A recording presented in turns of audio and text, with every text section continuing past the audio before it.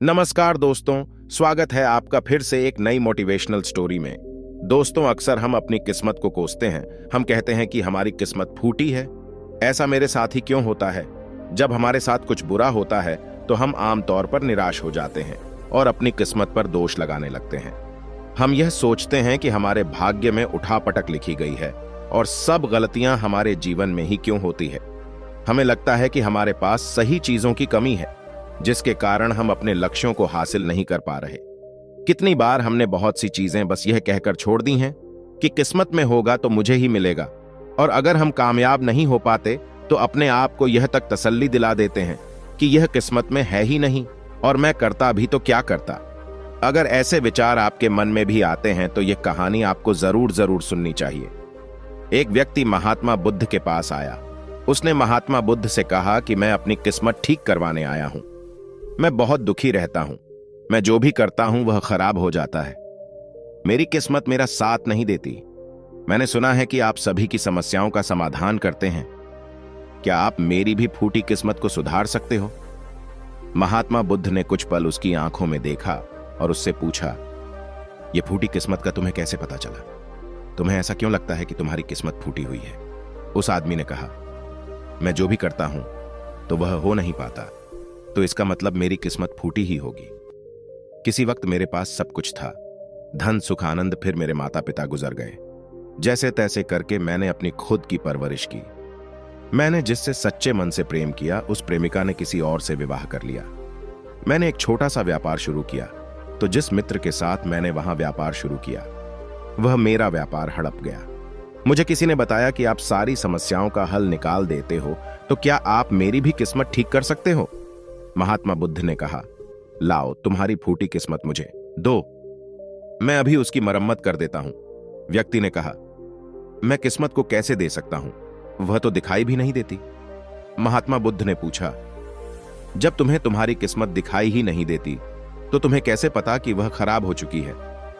वह व्यक्ति सोच में पड़ गया कि मैंने कभी अपनी किस्मत को देखा तो नहीं, पर मेरी किस्मत तो सचमुच खराब हो चुकी है। व्यक्ति ने कहा, बुद्ध, मेरी किस्मत खराब है, तभी तो मेरे साथ कुछ न कुछ गड़बड़ हो जाता है। मेरे बने बनाए कामों पर पानी फिर जाता है। अगर मेरी किस्मत अच्छी होती तो सब कुछ ठीक हो रहा होता। तब महात्मा बुद्ध ने कहा, तुम ठीक ठाक दिखाई देते हो, तुम्हारा स्वास्थ्य भी ठीक लग रहा है, तुम्हारे हाथ पैर भी सलामत हैं, तुम अभी तक मरे नहीं हो। मुझे तो तुम्हारी किस्मत में कोई भी खराबी नहीं लग रही, सब कुछ सही है। और अगर किस्मत खराब होती तो तुम्हारा कोई ना कोई अंग भंग हो जाता, या शायद तुम मृत्यु को प्राप्त हो जाते। लेकिन ऐसा तो कुछ भी नहीं है। फिर तुम क्यों कह रहे हो कि तुम्हारी किस्मत खराब है? व्यक्ति ने कहा, आप समझ नहीं रहे हैं। मेरे ऊपर बहुत से लोग रोज मेरे घर धमकाने आते हैं। जिनसे मैंने कर्जा लिया है वे मुझे मारने तक की धमकी देते हैं। मेरा घर भी उन्होंने छीन लिया है, अभी भी मेरे पीछे पड़े हैं। तो ऐसे में मैं कैसे कह सकता हूं कि मेरी किस्मत सही है? महात्मा बुद्ध ने विचारपूर्वक कहा, यह समस्या तो बहुत ही गंभीर है। व्यक्ति ने उदासीनता के साथ कहा, अब आप समझे ना कि मैं कितने बड़े दुख से गुजर रहा हूं। महात्मा बुद्ध ने उस व्यक्ति को समझाया कि तुम्हारी किस्मत अच्छी है क्योंकि तुम जीवित हो। इस दुख का सामना करने और इस जीवन से तुम अपनी समस्याओं का सामना कर सकते हो। व्यक्ति ने कहा, बुद्ध, शायद आप नहीं समझ पा रहे हो। तब महात्मा बुद्ध ने उससे कहा, समझ तुम नहीं रहे हो, मेरे साथ आओ। महात्मा बुद्ध उसे व्यक्ति को अपने साथ पास वाली नदी के किनारे पर ले गए और कहा, यह देखो इस बहती नदी को। इस नदी में अगर मैं एक पत्ता गिरा देता हूं तो तुम मुझे बताओ यह पत्ता किस दिशा में बहेगा? व्यक्ति ने कहा, पत्ता तो नदी के बहाव के साथ नदी की दिशा में ही जाएगा। बुद्ध ने कहा, बिल्कुल सही, अब बताओ पत्ते की किस्मत किसके हाथ में है? व्यक्ति ने कहा, इस पत्ते की किस्मत नदी के हाथ में है, जहां चाहे इसे ले जा सकती है। तब महात्मा बुद्ध ने कहा, लेकिन पत्ते तो मेरे हाथ में है, मैं चाहूं तो इसे नदी में डाल सकता हूं, चाहूं तो नहीं। व्यक्ति ने कहा, तो फिर इसकी किस्मत आपके हाथों में है, आप जहां चाहे इसे डाल सकते हैं। महात्मा बुद्ध ने कहा, लेकिन इस पत्ते की किस्मत मेरे हाथ में नहीं है, मैं जितना भी चाहूं इस पत्ते को सूखने से नहीं रोक सकता। यह सूख ही जाएगा और मर जाएगा। जब तक यह पेड़ पर था हरा था, इसे ऊर्जा मिल रही थी, लेकिन अब यह पेड़ से अलग हो गया है। अब बताओ इस पत्ते की किस्मत अच्छी है या बुरी? व्यक्ति ने कहा, अब तो उसकी किस्मत बुरी है, क्योंकि अब यह अपने पेड़ से अलग हो गया है और ज्यादा दिन जीवित भी नहीं रह पाएगा, धीरे धीरे सूख जाएगा। आगे महात्मा बुद्ध ने कहा, अभी यह मरा नहीं है, अभी भी है, जीवित है। और बड़ी बात यह है कि अब यह पत्ता वह सब कुछ कर सकता है जो वह पेड़ से लगे रहकर नहीं कर सकता था। बुद्ध ने वह पत्ता हवा में छोड़ दिया, वह उड़कर दूर जाकर गिरा। तब बुद्ध ने कहा, देखो, पेड़ पर रहकर वह कभी इतनी दूर नहीं जा सकता था, आज उसने स्वतंत्र होकर उड़ने का आनंद लिया है। फिर वह पत्ता उड़कर नदी में जा गिरा। बुद्ध ने कहा, देखा, अब वह पत्ता नदी में तैरने का भी आनंद लेगा।